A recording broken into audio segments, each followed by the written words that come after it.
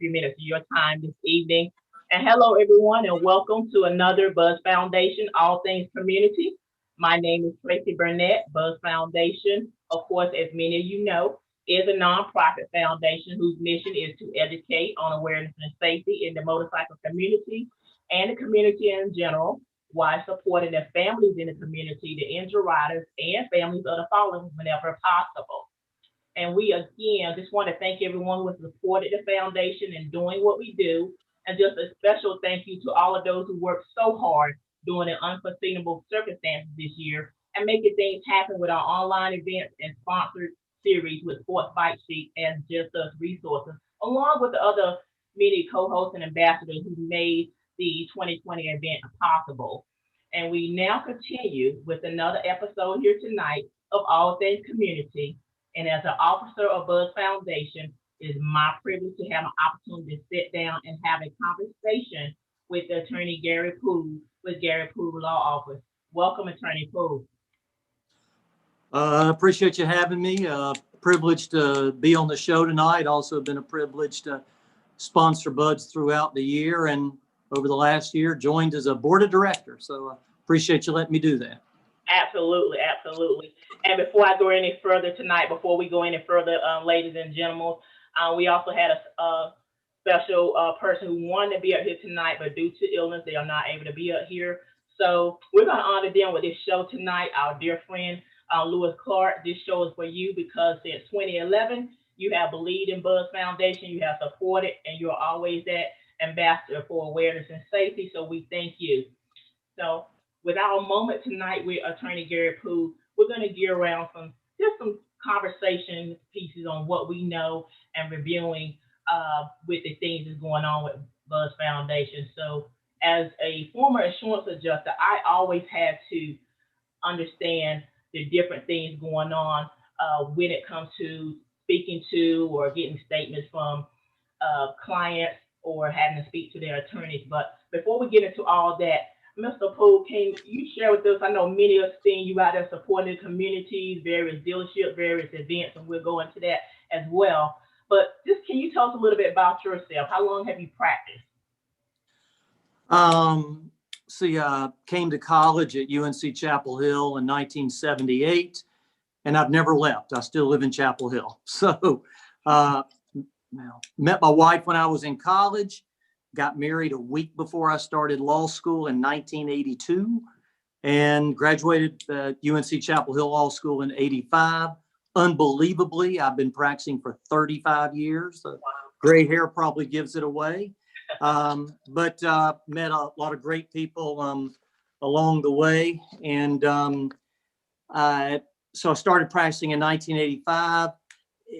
Probably the most important thing in my career that happened was in April of 1996. I'd been a partner in a law firm in Durham for several years, but I sort of always knew that I wanted to open up my own practice, to be a solo practitioner. So the paralegal I had had for a few years, her name's Kristen, she and I left and opened the office here in Chapel Hill in April 1996. She is still my paralegal, 29 and a half years. And that's great. I couldn't do it without her. Even before I left, but the whole time since I've left, all I've done is represent individuals who've been injured in some type of motor vehicle accident. Probably over the last 20 plus years, at any given time, it's generally been about 60% motorcyclists and the other 40%, mostly car accidents during that time. So that's how I have gotten to where I'm at today. So it seemed like as soon as you got out of school and everything, it just fast forward on to just being an attorney. So thank you for your years of service to the community and to us indeed. And I know that it does take dedication and perseverance. So we appreciate you and not only just for what you do in Chapel Hill, but just throughout all North Carolina in assisting those that I know of. I think for me, for the fact that, like I was saying earlier, as a former insurance adjuster, I always had to listen to individuals just as you do, having to make those decisions on right or wrong, and particularly with North Carolina. So we're just kind of getting on into that because, it was always the states had their percentage. In North Carolina, that 1% that can go either way. So many questions that I had, and that was from the majority of some of our individuals out there or listeners, that the question, one of the main questions they want us to share tonight is that what can you share with us regarding, motorcycle accidents and injuries? Just taking a few moments concerning the types of knowing your rights and taking care of those rights and going to the right person to understand what rights you do have. Yeah, and although my office is in Chapel Hill, I do represent individuals across the state. I used to say I would travel to meet you anywhere. Well, things have changed a little bit. So when I still do that every now and then, but we're distanced, but a lot of times now it's this way or over the phone, and I'm sure that'll get better.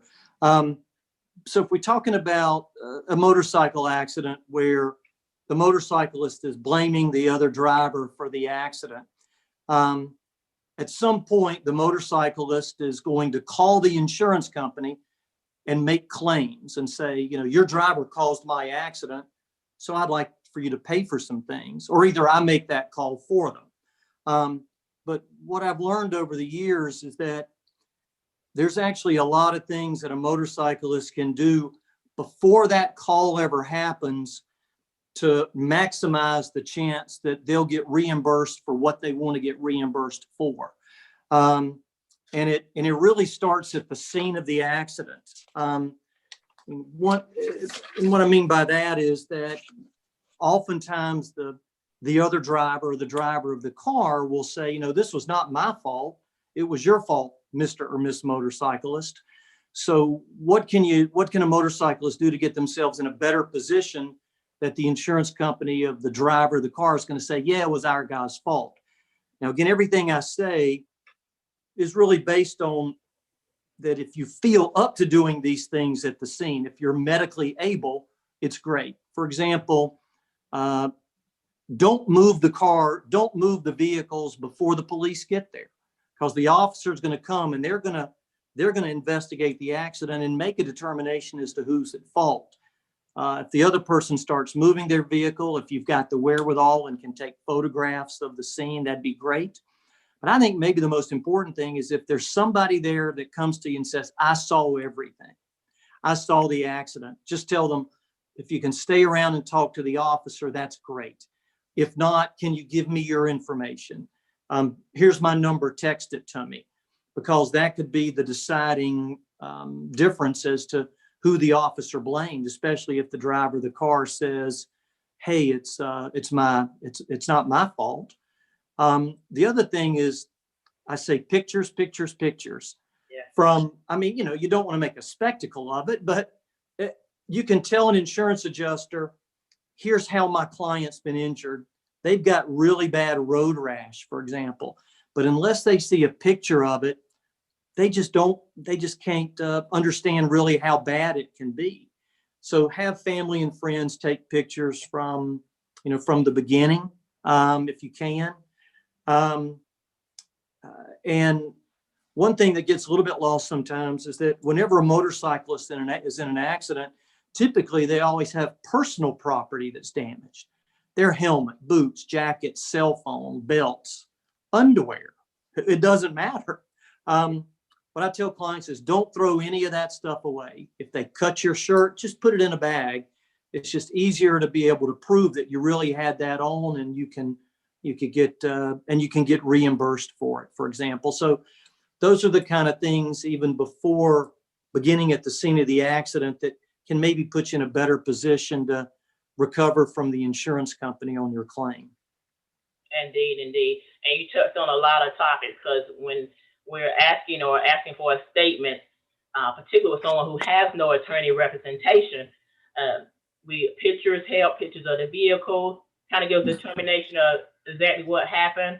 Often you tell clients, when you're telling me what happened, put me in your driver's seat, or put me on, tell me what happened so I can see it through your eyes. Tell me what happened.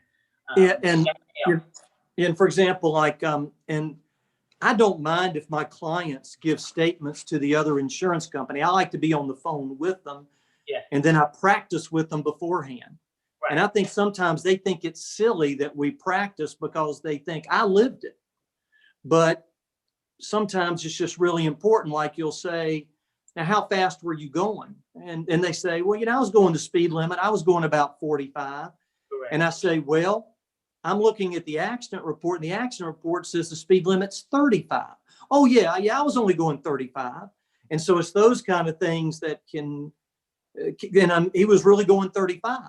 Yeah. But it's those kind of things that can get you in trouble sometimes. So I think it's good to at least talk to a lawyer before you give that recorded statement to make sure that you've covered all your bases.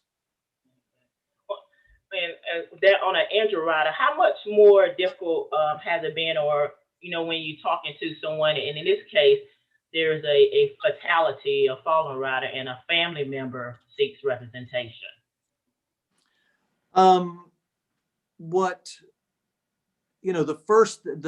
What I always think about is that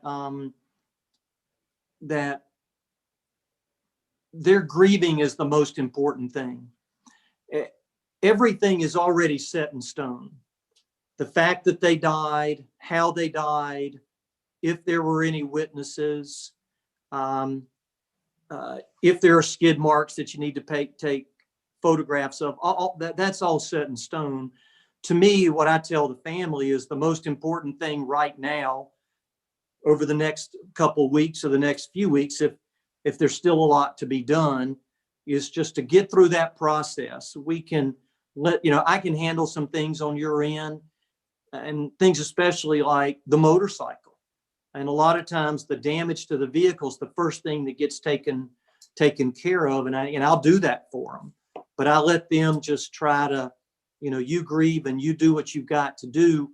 We can get to the case. Nothing's going to change, but let's get you through this first. And I think, and you'll be able to just, I think, sort of, not listen better, but sort of understand maybe a little more what's going on, because right now their mind's just flooded.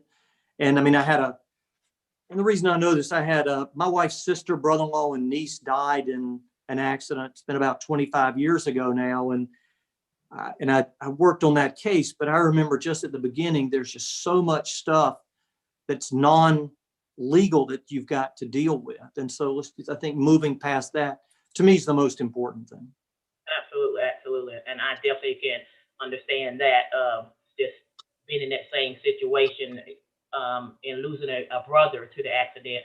I remember just knowing what things they needed at the scene, what questions, and you talked about the skid marks, and even all the property from the backpack he had on to his helmet. We had to keep all Sure. those for quite a bit of time. Yeah, and it's those kind of things. The standard things that I want is, let's look at what kind of insurance you have. Yeah. Let's talk about the personal property. Let's talk about the motorcycle. Was there any extra equipment on it? We want to try to get as much as we can. And all of that's really important. But at the beginning, it just seems like it is just not important at all. I know I've got to do it, but what I've learned is that you have to really pick when is a good time to start talking about that. I think you just got to really feel the situation out, figure out who to talk to. If it could be that the sister's the best person to talk to, because it's just so difficult for the wife or the husband to talk, or the child. So you've got to also figure out kind of who's the best person that can help me here. Absolutely.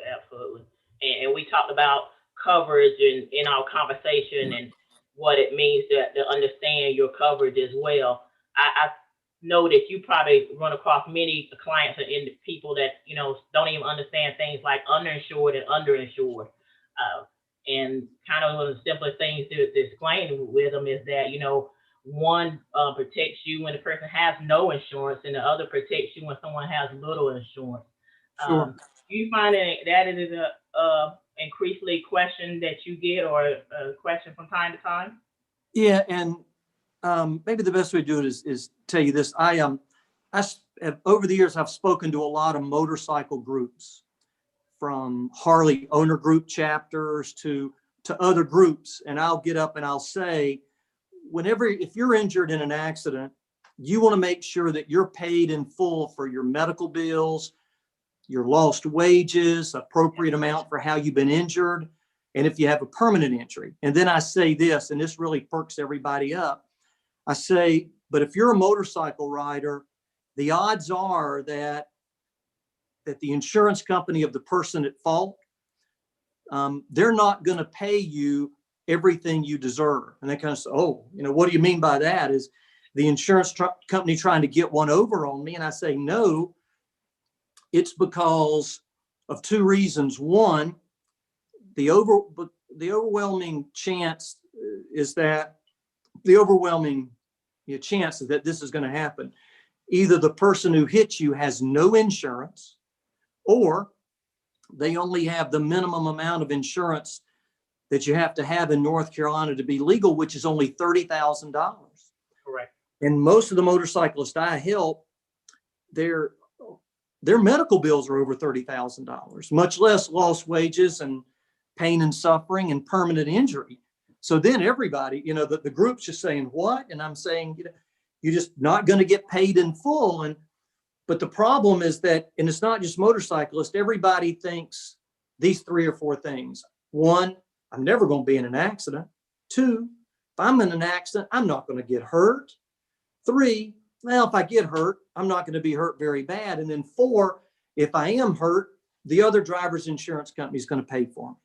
And that's just not, I hate that that's not the real world. And the sort of the poster case for this is I represented this couple about 4 or 5 years ago, had been married 50 years the week before, and a car pulled out in front of him. He was on his motorcycle. She was in the passenger, and he died.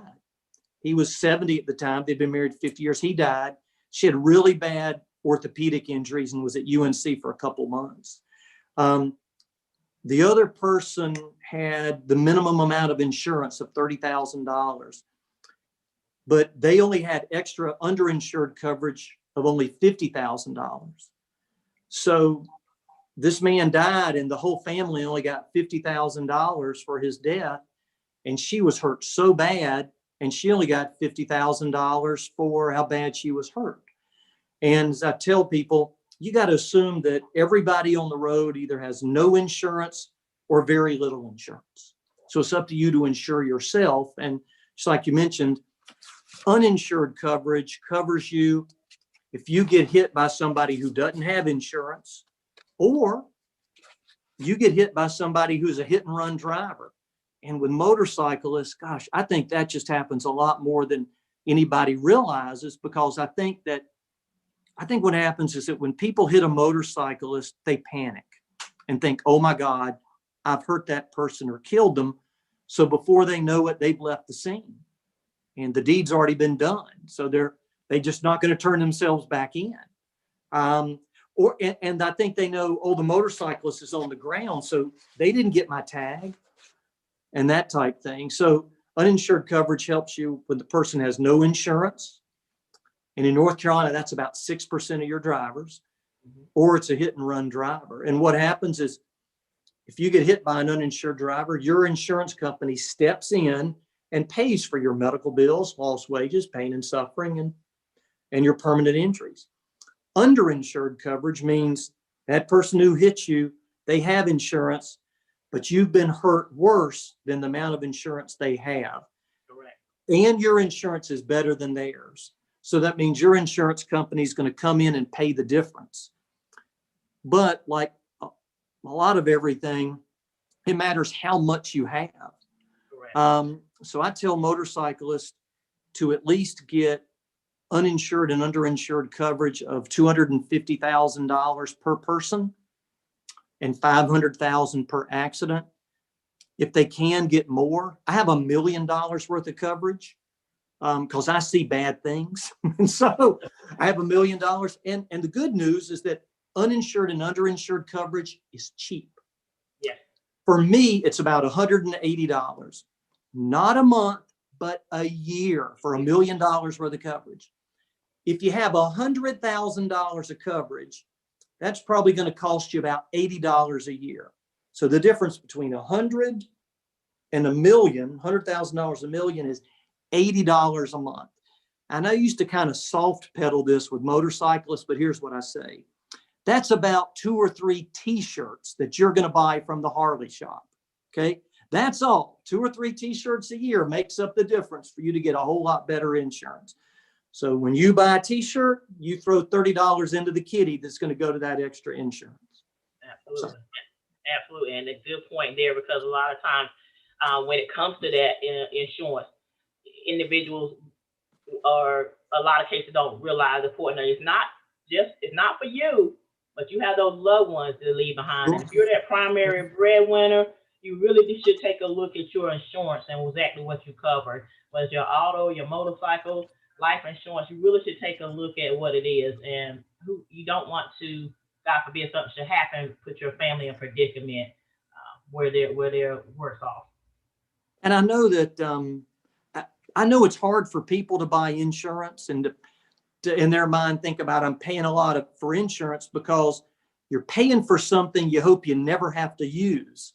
And I think I think that's hard for people a lot of times. But I've spoken to a few groups, and there's been a few people that I've ended up representing from the groups I've spoken with, and they got the extra uninsured and underinsured coverage after they heard me talk, and they ended up needing it. Absolutely.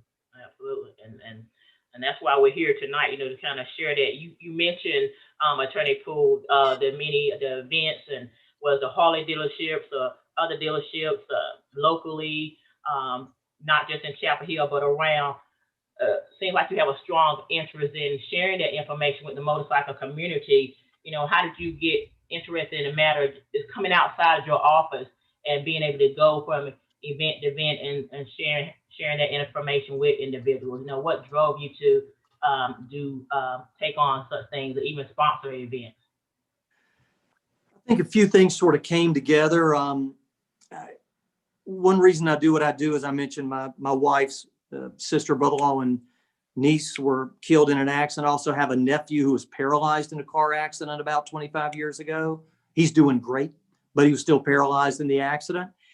And so I just sort of knew that what I needed to do was help people who've been seriously injured.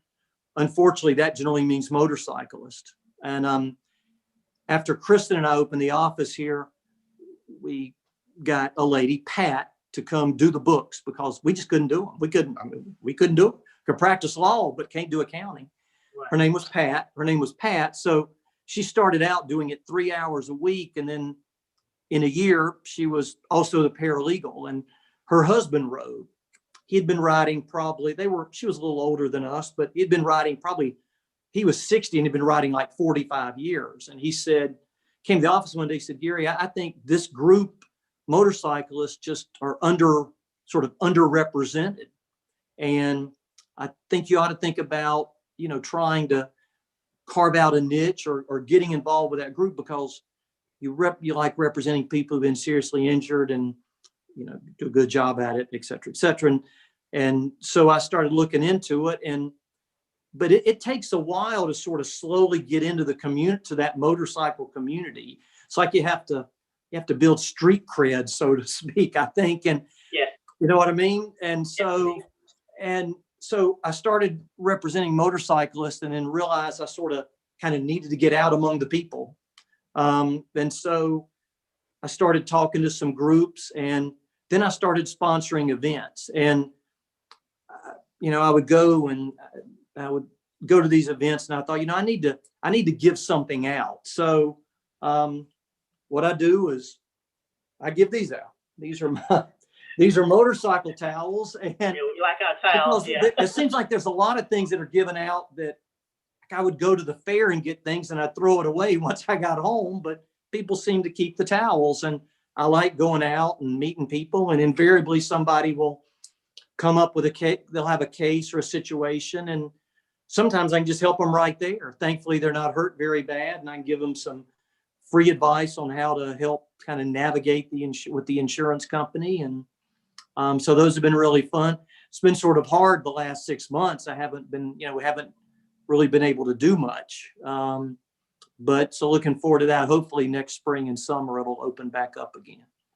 Yes, we do certainly hope these things will get better, and we definitely appreciate, our collaboration and relationship. I love talking to individuals such as yourself who have the passion when it comes to the community and being able to share their information. I often used to wonder, like, how did I get involved with insurance or insurance adjuster or insurance investigation? And fast forward to 2020 or even 10 years ago, you realize that you retrieved all that information, you gained all that knowledge for such a time as when someone may need it, for such a time as when someone has to, you have to share your expertise, so to speak, with individuals that understand the importance of, insurance, or understand the importance of, the law. Every state is not like North Carolina. Every state doesn't require, for example, a helmet, what have you. So it's just taking on that knowledge, understanding your decision. What are you going to do best as a rider or auto or a motorcycle rider? It doesn't matter when you're on 2, 3s, or 4s. What are you going to do to make sure that you can return home safe to your family? And like you said, a lot of people don't care about, or understand the various importance of insurance, or even with the law. It's hard sometimes to tell someone, especially in a fatality, that you can't, that the decision is not in their favor, so to speak. So it's very important to understand and have these things in place, just in case, protect yourself, whether you're in the right or in the wrong when it comes to these accidents. Well, and I mean, I am not an insurance agent. I don't sell insurance, but insurance is involved in everything I do. And, I've always seemed so unfair that, and I've had a situation where I've had 2 clients. This is really true. I've had 2 clients, motorcycle accidents. They both lost the lower part of their leg, had to be amputated after an accident. One client, he gets hit by somebody who has a huge amount of insurance on their vehicle. The other guy gets hit by somebody that's only got $50,000 of insurance on his vehicle. And my client, that one who lost his leg, he had a little more underinsured coverage, but it only got him up to $100,000 and he lost his leg. Whereas the other guy got much, much more, and it was really the same type of accident. But I hate when it's sort of the luck of the draw as to how much you're going to recover. So that's why I just really try to preach about the uninsured and underinsured coverage and insuring yourself. While we're sort of on the insurance coverage topic, one thing I wrote down to make sure I talk about is that motorcyclists love putting additional equipment and chrome and stuff on their motorcycle. Yes. They love doing that. The problem I run into a lot of times when those motorcycles are totaled and I'm trying to recover from them is, let's say the person's got $5,000 of additional equipment, then the formula to determine how much they're going to get is, what's the fair market value of that motorcycle? How much could the person have sold it for the week before their accident? And what insurance companies say to me is, Gary, he's got $5,000 of extra equipment, but who's going to pay for, who's going to pay him dollar for dollar all that?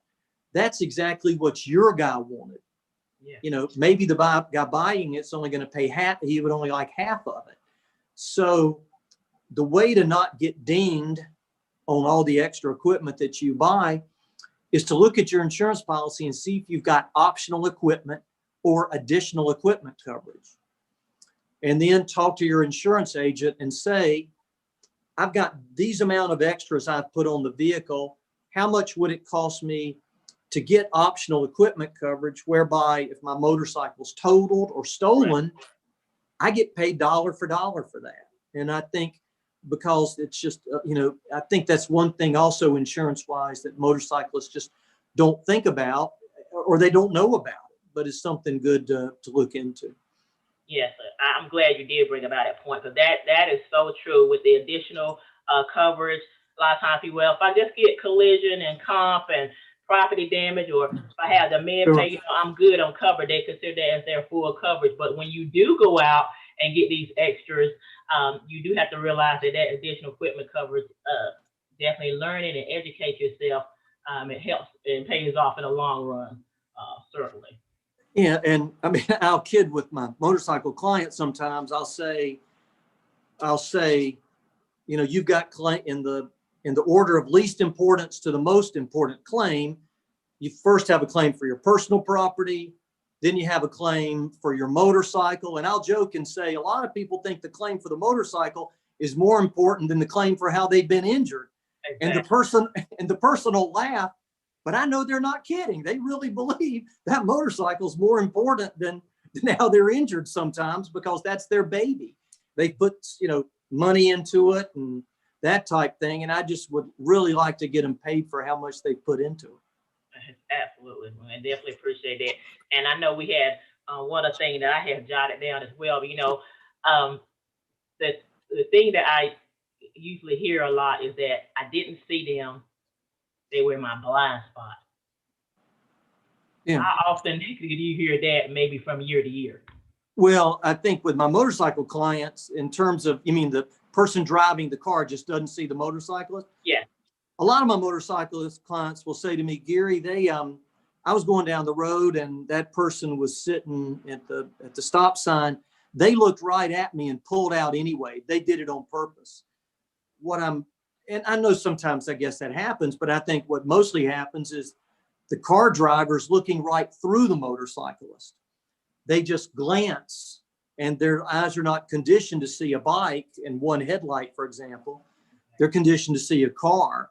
And I think the same thing with the blind spot. You've got to, and you know, you quickly just glance. There's nobody there, you think, and you go over.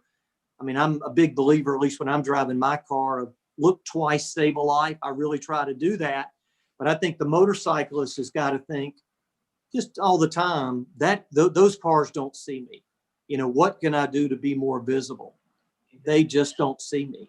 And avoid the passing, like, and just think of it, you know, when you're driving a motorcycle, think about like you're driving a car, kind of, and what do I look out for? What gets me in trouble sometimes when I drive a car? And think that way when you're riding your bike.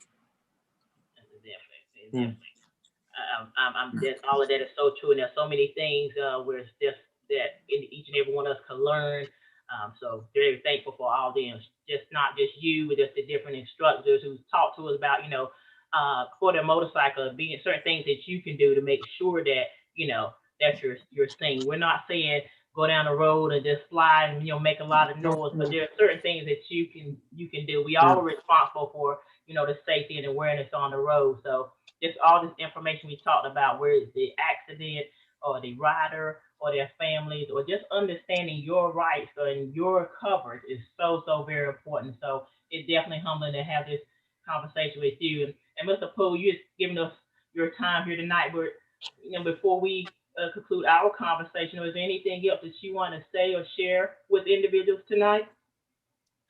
No, support BUD/S. How about that? Well, we all appreciate support you. BUD/S. And, Yeah. and being, but I think that when you think about it, you know, BUD/S had an event canceled in September. They would have raised more money than they did. And there's been a lot of charity rides that I know I would normally have sponsored that didn't happen this year. So, you know, think about, I know, you know, money's tight with a lot of people. I understand that, but there are a lot of charities and that are suffering, you know, because they're not able to do rides and that type thing. And I know it'll pick up again next year. So maybe next year when you go, maybe give double. How about that? How about that? Yes, indeed. We certainly appreciate you. And to each and every one of you up here tonight, you know, that certainly have families. We have families that have loved ones that are very ill. We are actually this week, what we're doing right now, before we end this call, is we are all wanting to support the honoree of this episode tonight, Lewis Clark and his family, as he's dealing with his illness and his wife and what have you. So if you want to find out how you can support, we're doing a challenge throughout the motorcycle community, And if everybody take $20 each and donate to her, so I did want to add that in tonight. If you want the information on her cash app detail, please make sure that you contact us on Facebook, Instagram, or Twitter. We'll be glad to get you that information. So many families have been assisted with B.U.D S Foundation, and so we appreciate those individuals like Attorney Poole. And we just want to tell you all, each and every one of you tonight, to continue to stay safe. We know we're still dealing with COVID. We're still dealing with a pandemic out there. So still continue to do things that you have to do for you and your family. And above all, stay safe. Take heed to the information that we had tonight. We appreciate each and every one of you. Thank you for tuning in to this episode of B.U.D S Foundation, All Things Community. Take care.